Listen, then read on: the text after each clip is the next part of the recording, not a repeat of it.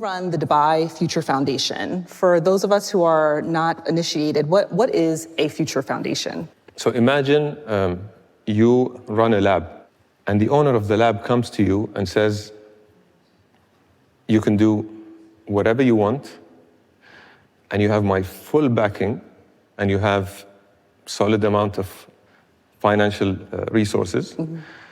If rules are an issue, we can change them for you. We can connect you with any relevant decision maker to break those rules. We will not be upset if you make mistakes, and we will support you on every winning bet you make. And in summary, will you take that? I would take that deal, yeah.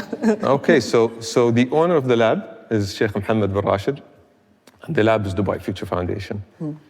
So that's how it is. We are entitled and empowered to explore new ideas, to see where the future is heading.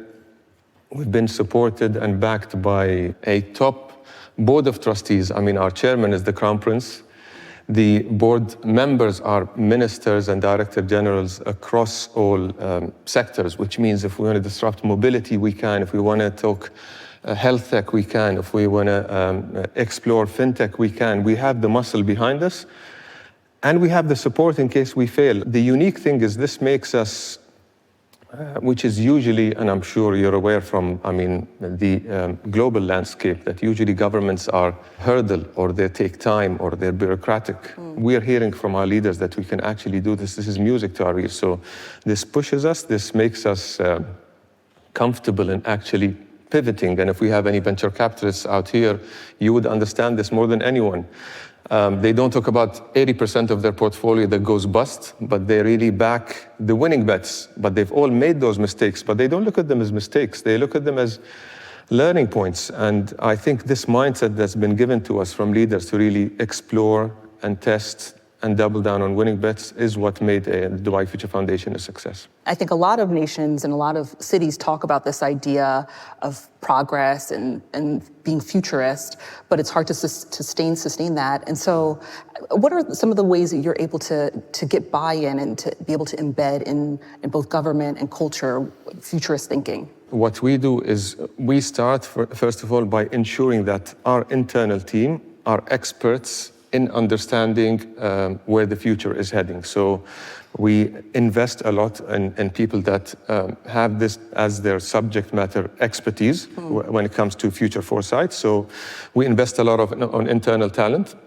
So we have a foresight team that does horizon scanning on a constant basis.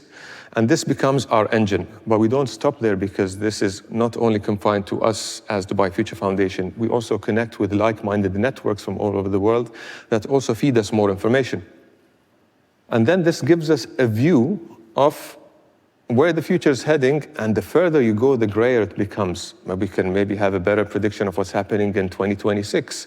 The more you go, the more challenging the guess would be, right? But the more conversations you have, the more inclusion there is in the conversation, the better visibility you have. And then it's all about being agile and flexible and getting everyone involved and having the guts to really test.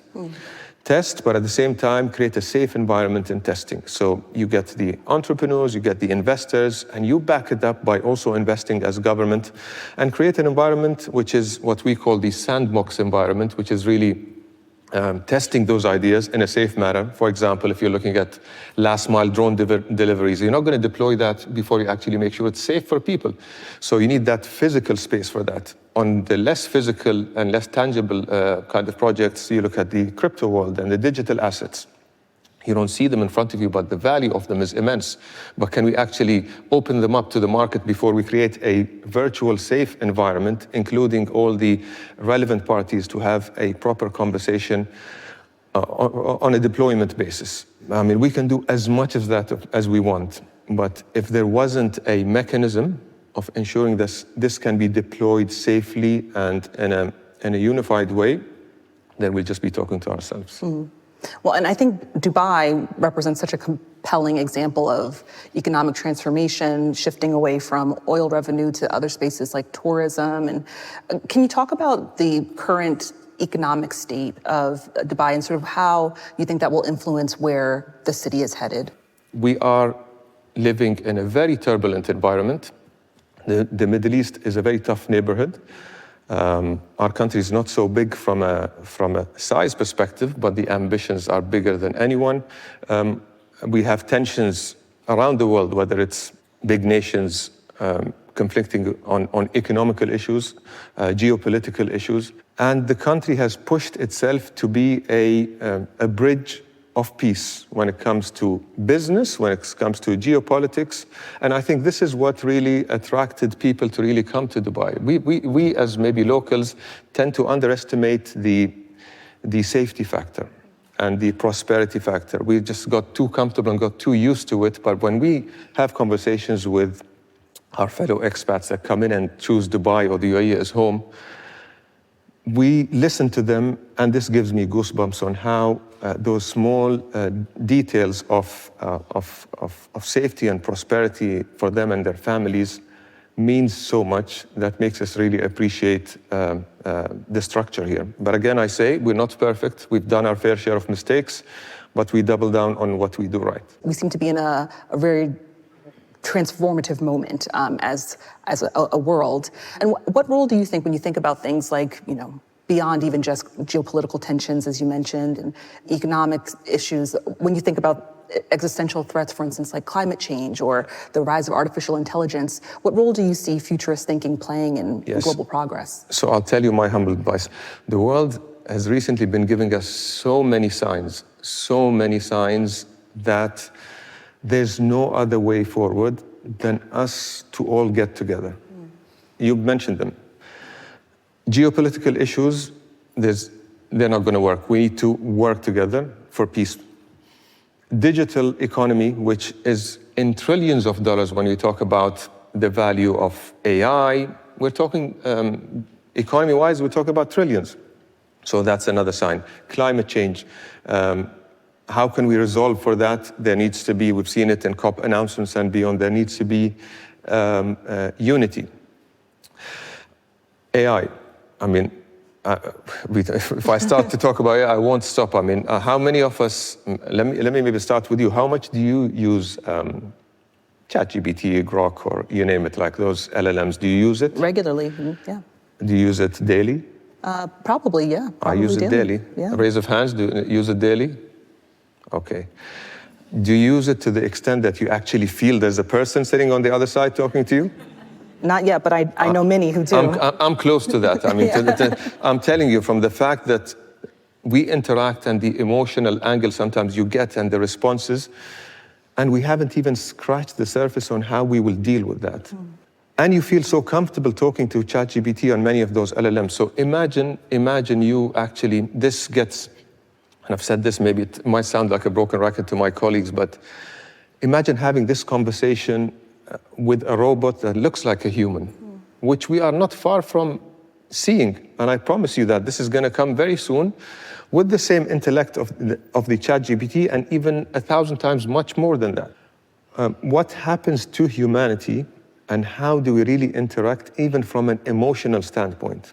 We have some weak and vulnerable individuals around the world that can feel more comfortable with robots than humans. So what would this mean to us as humanity? Are we going to get attached to robots? How are we going to regulate that? How are we going to really extract value of artificial intelligence? That's why I'm saying what we see with ChatGPT now is the first second of the first minute of the first hour of the first day of the first year of this beast that has so much value, but that we really need to embrace, and we need to embrace jointly. And there's no chance that Dubai or the UAE or the Middle East can do it alone, nor does the US, nor does China. It's a collaborative effort. And even look at our kids now.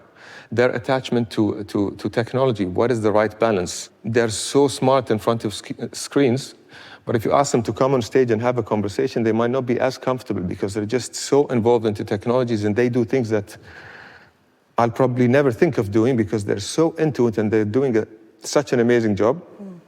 But life is not only about that, it's how you strike the balance and how do we really huddle up together as humanity, because technology is super valuable, but humans are more important.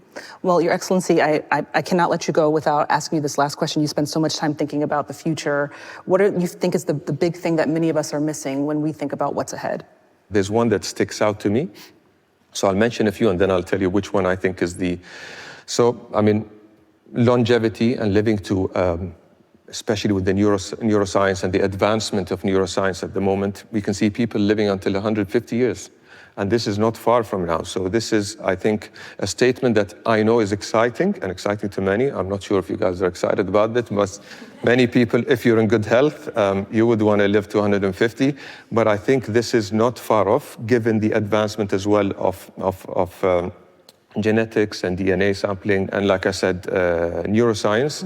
I think humans being a multi-planetary species, we're not far from that as well. The access to different planets has become easier and easier and cost-effective.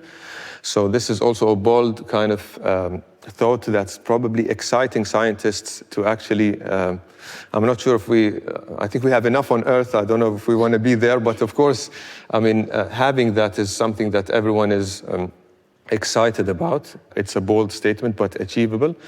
But the one that really makes me think a lot is slightly relevant to the comment that I mentioned, is once you really infuse human intelligence with artificial intelligence into one neural network.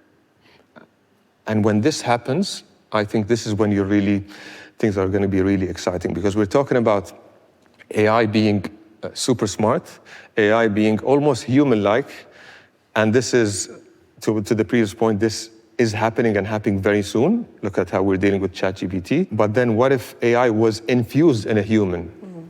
And having a single kind of network that connects human intelligence with artificial intelligence. I think with neuroscience, this is not very far, and this is something that really requires, again, collaboration, understanding, and unity, because this is a whole new world. Well, Your Excellency, this has been insightful and exciting. I'm sure I speak for everyone here. So thank you so much for taking the time to be with us today. Thank you. Your Excellency Khalfan Belhoul.